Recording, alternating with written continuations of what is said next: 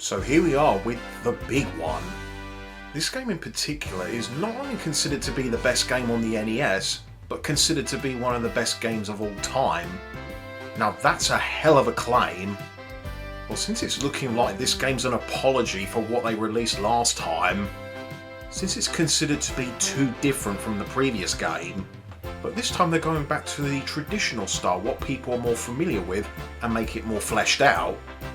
Now I have some experience with this game through emulation and on the Wii's Virtual Console, and I didn't go very far and I just put it down.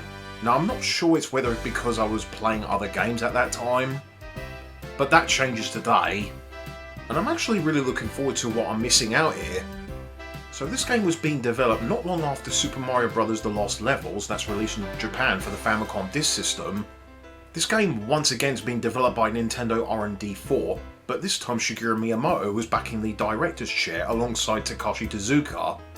So this game was released in Japan in 1988, almost the exact same time Western players got the US version of Super Mario Bros. 2, but we didn't get this game about 2 and Europeans 3 years later. But why is that? Well, let's take a look and find out with Super Mario Bros. 3 for the Nintendo Entertainment System. So Nintendo at first wanted to make a Mario game with the isometric view and sort of make it similar to the likes of Legend of Zelda, but the developers would then reject the idea as it would be hard to judge Mario's positioning, especially when jumping. I'm starting to notice a trend here. So then the plan shifted to go back to the traditional gameplay we know and love, but Tezuka couldn't make it look exactly like the last two games. They made a few graphical changes in Lost Levels, making the world feel more alive, and so he decided to rework everything and by giving the game a new look. So the developers worked together by sharing new ideas, making the game appeal for more casual and hardcore gamers. Then they made Mario travel through a variety of themes of the levels to complete. More power-ups, diversity of the new enemies with the returning enemies, Goombas, Koopa Troopers, Piranha Plants, Bullet Bills, and even Hammer Brothers. We also have the returning Bowser once again, and he even has his own children called the Koopalings. While this game was translated to the West, Nintendo of America has named a few of them after well-known musicians. Larry Cooper, Morton Cooper, Wendy O. Cooper, Iggy Cooper, Roy Cooper, Lemmy Cooper, and Ludwig von Cooper. My mouth hurts! But why with Japan, with getting Super Mario Bros. 3 first, and then Western players get it 2 or 3 years later? Now you may be thinking, well, it shouldn't be that hard to localise it and translate it everywhere else. But it's a bit more complicated than that. So the game's cartridge uses a custom MMC3 ASIC chip to enhance the NES's capabilities, allowing to animate tiles, extra RAM for diagonal scrolling, and a scan line timer to split the screen. That's for one screen playing the game and one for status bar. The same goes with the world map for selecting the level and the bottom screen for item select. We also get brand new music for the game, and once again composed by Koji Kondo, as he described working the music in this game to be the most difficult he's ever worked on since he's unsure how to follow up the original Super Mario Bros. So he then created a few samples of different genre of music and sat down with Miyamoto and Tezuka so they can pick out the best ones. So after all that, Nintendo then released Super Mario Bros. 3 for the Famicom in Japan of October 1988, being praised by critics in Japan and claimed to be the best game for the Famicom since the first Super Mario Bros. Now, the Super Mario Bros. 2 that we have came out almost the exact same time Japan got Super Mario Bros. 3. Now, the game sold really well, but Nintendo of America do not have enough resources to fund for the ROM chips for the NES cartridges, as this game requires a lot of memory space in terms of game lengths and graphics. So gamers were aware of Super Mario Bros. 3 being released in Japan, so they have to be patient. Really patient. So then gamers would then have to keep an eye on magazines such as Nintendo Power in North America for previews and hoping that the game comes out sooner rather than later. So in 1989, Nintendo had released a Play Choice arcade cabinet in North America, which contains 10 games that are being released for the NES. Then players jump straight onto that arcade machine as one of them games contains the upcoming Super Mario Bros. 3. The anticipation for this game is real for this one. Then in 1989, Nintendo of America's marketing department was then approached by Tom Pollock of Universal Studios. He wants to promote the game in a feature film called The Wizard, where the game was officially showed off at the public audience. So I give you Super Mario Brothers 3!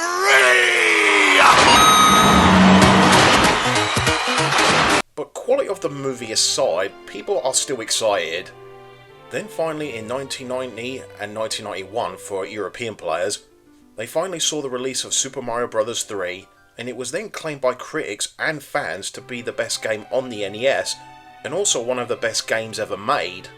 Even with Nintendo facing competition with the release of the TurboGrafx-16 and the Sega Mega Drive, it did not matter to Nintendo. The game and the system still sells out like hotcakes. Now, that's the general audience think about this game, so you're probably here wondering what I think about the game.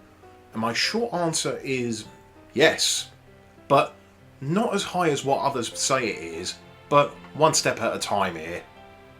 For the game's story, Bowser sent his Koopalings to take over the separate kingdoms and turn them into different animals. So it's up to Mario and Luigi to save the kingdom and stop the Koopalings along with Bowser. So our heroes go through Grassland, Desert Land, Waterland, Giant Land, Skyland, Iceland, Pipeland, and finally Darkland. Each world have their own themes and gimmicks. First you can play as Mario and Luigi on 2-player mode, but both play exactly the same, so no slipperiness or higher jumps, unless you're playing the Game Boy Advance port where his attributes are present. The game's controls feels different from previous games, so Mario or Luigi doesn't have the same stiffness from the last game. Everything feels fluid and doing basic platforming actually isn't that bad. Even when you are sprinting and when I need to stop, I always feel like I am in complete control. So even when I die from certain obstacles, it feels more my fault than the game's design. First introduced in this game is that you can grab and hold on to Koopa shells when you run in front of it, and you can throw them in front so you can take enemies out, which is damn satisfying. Also you can take out enemies on slopes while holding down the D-pad as you slide down, so now my arse is the ultimate weapon, besides the other thing. All the power-ups from the last game have made a return, like the Mushroom, the Fire Flower and the Starman works as well as they did before, but we also have a lot of new toys to play with. First we have the Super Leaf, which gives you raccoon ears and tail. This power-up will give you a fly which you reach full speed and mash the jump button to keep your altitude. You can also float your way down when you lose flight and position yourself to land safely by mashing the jump button. We also have different variations of the Super Leaf, which is pretty lazy in all honesty. First is the P-Wing, which gives you infinite flight for only once per level, and after that it just became a regular Super Leaf. Next is the Tanuki suit, which is just a Super Leaf, but when you hold down B on the D-pad, you turn into a statue, and nothing can harm you. I honestly don't see the point in these two being here, since they are not much different from their Super Leaf. But the P-Wing is pretty fun to use when you need to skip the majority of the level that you find annoying. Want me to calm down? Ho ho ho ho, kiss my taint! Next is the Frog suit, which besides making you look ridiculous, it gives you better swimming controls and it completely the opposite on dry land as you are slow as fuck. But the thing is, you can only use this suit in a handful amount of times, as there's barely any underwater levels in this game. Next, the best of all, is the Hammer Brothers suit. When you press down, you can protect yourself from hazards, and you can throw hammers in an arc like regular Hammer Brothers, and can take out any enemy in this game. Yes, I said anything. Alright, time for me to be the real arsehole.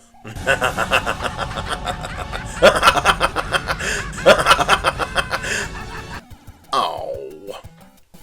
But my problem with this suit is that it's incredibly rare to get. You won't find a hidden block in this level to get it, but you have to get them in this new Toad House in this new world map. Yes, you don't just jump from level to level. You can select the next stage, or you can take a pit stop in the Toad House where you can collect power-ups on your journey in your little storage, or you can play and match the picture to score yourself some more extra lives. You also have a few Hammer Brothers on the map in your way where you need to kill them in order to get more power-ups or special items exclusively for the world map. First we have the cloud, which lets you skip a level, a hammer that allows you to take down rocks in your way to get to the next area on the map, the music box that puts Hammer Brothers to sleep so you don't automatically jump into the battle, and finally we have a warp whistle, which you can find in certain areas of a level, which you definitely need a guide for. If you want to use it, you can walk to different worlds if you don't feel like completing that world you're in. You can get different bonus in the map, like match 2 card game to score a few items, and the rarest of them is this new treasure ship. And I'm not exactly sure how it appears on the map.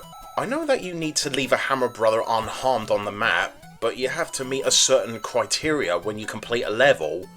You can collect a lot of coins to score a bunch of extra lives, and then you fight a couple of Hammer Brothers to then get an item in the end. So yeah, there is a lot to do in this game, giving different options of how you go about in this game. Like if you feel you find part of the level that you find annoying that you can't pass, just go to your item management, pick that item, and it will help you on your way. Now this game's each world has multiple levels to go through. Unlike going through only 3 regular levels and go to the castle to beat Bowser, some worlds have as much as 6 to even 10 levels to go through. But thankfully most of these levels are only bite-sized and then they don't overstay their welcome. First introduced in this game are auto-scroller levels, and to be honest, I hate these stages. They just go on for a bit too long, and if you die here you got to do the whole level all over again. I always never look forward to these stages. Even the fortress levels at the end of each world are auto-scroller, but some of these are not too bad, because it's so much more of how you position your jumps, and there are not as much enemies here, except for these moles. As you go further in the world, you stop at one of those small castles, which are dangerous but a great challenge, while also trying to avoid boos, which moves when you don't look at them, thwomps that raise to crush you if you get too close, and rotating fire discs. At the end of each castle you face a creature named Boom Boom, who is the most pathetic bosses in the entire series. I'm serious, as soon as you hit it, he then shields himself for a couple of seconds, and then exposes himself again, then allows you to hit him again. Rinse, repeat. I'm serious, that's as good as he's gonna get. At the end of each world, you go through an air fortresses like I mentioned earlier. You then face one of the Koopalings. Some are pretty easy, and some of them are not too bad. After defeating them in each fortress, we return to the kingdoms of their magic wands, and turn them back to normal. I should now talk about these worlds. Like I said before, not only are there different themes, but they also have their own gimmicks. First is Grassland, a good first world just to get a taste of what's to come and getting used to the game's controls. Next is Desertland, not much different to the last one besides being desert themed, but it also introduced a few new enemies like chain chomps, blocks that can come to life, these fireballs, and even the sun. Wow, what god did I anger? Okay, it's not the actual sun, but you can take it out with a Koopa shell. Next is Waterland. This world is not too bad. The underwater levels are pretty good, except for the auto-scroller level, like I said before. And one of those levels you have a challenge of avoiding boss bats, otherwise he eats you whole. Next is Giant Land. It's exactly what it sounds like. I mean, everything is double the size, and it actually makes things a bit easier. But overall, it's okay. Next is Skyland. The first couple of levels you have to travel are on the ground, then once you go through the temple level, you're then taken above the clouds. And I thought they have the most few exciting challenges, and need I say more about the auto-scroller levels? So, I liked it. After that is Iceland. No, not the actual country Iceland.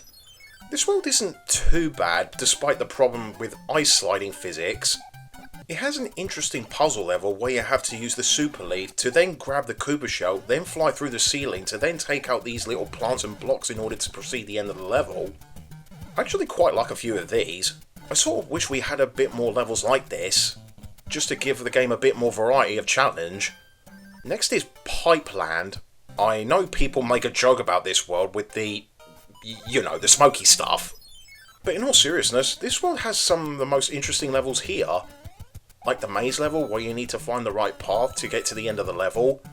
There is a castle level where you have to find the right door in order to proceed with the level. It turns out you need to find a super leaf in order to get the door above in the ceiling in order to progress. It's a bit of a dick move, making it a bit cryptic, but this is a good level to grind a few extra lives. After defeating the last Koopaling and save the kingdom, Bowser turns out that they have kidnapped the princess while our heroes are saving different kingdoms. Where the fuck's the Mushroom Kingdom security? So then we head to the final world, Darkland, and it certainly lives up to its name. So yeah, I'm not gonna be blunt, I didn't like this world. Because half of these levels contain what I hate most in this game, and you guess it, the auto-scroller levels! Fucking stop! Hell, the last Fortress level is my least favourite level in the game, because the scrolling is double the speed and takes hell of a reflex of this shit to avoid. Other levels after that, they're okay. Just need to be careful with where you jump and the slide returns, but why are there no lights here? So after all that, we finally at Bowser's Castle. It's not a bad level, as long as you know what you're doing, you should be okay. Now we have the final encounter with Bowser. You just need to let Bowser shoot a couple of fireballs at you, and then let him butt stomp you to a collapsible floor. Now, I can never really read his pattern down. It seems to be he shoots his fireballs twice, and then he tries to stomp you. But he seems to jump as soon as he shoots his second shot. But hey, check this shit out. Woohoo, that's a bit too close for comfort there, buddy. But dang you go.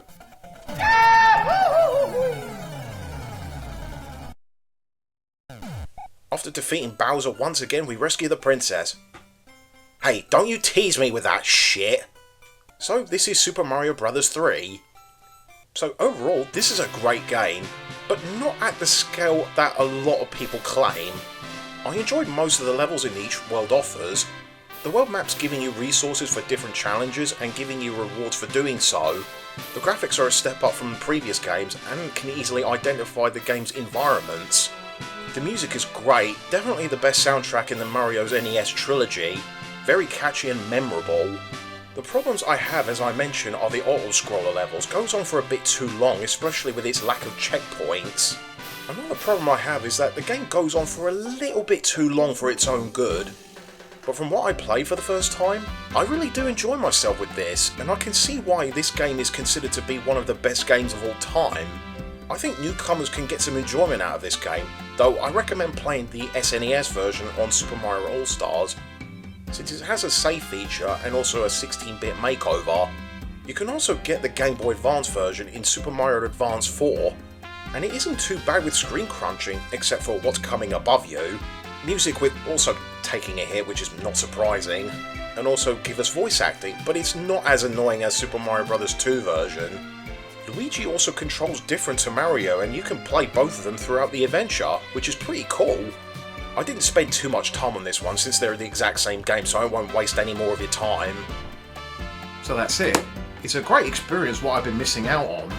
Now I am looking forward to the next one because I have beaten and played this game before thanks to a good friend of mine, and I'm looking forward to seeing and, well, comparing how this game holds up compared to Super Mario Bros. 3.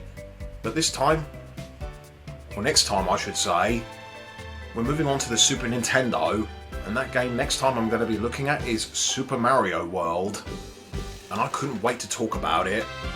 And so, with all that said, no cut for I do have a cup behind me, but no drink in it, but my traditional way.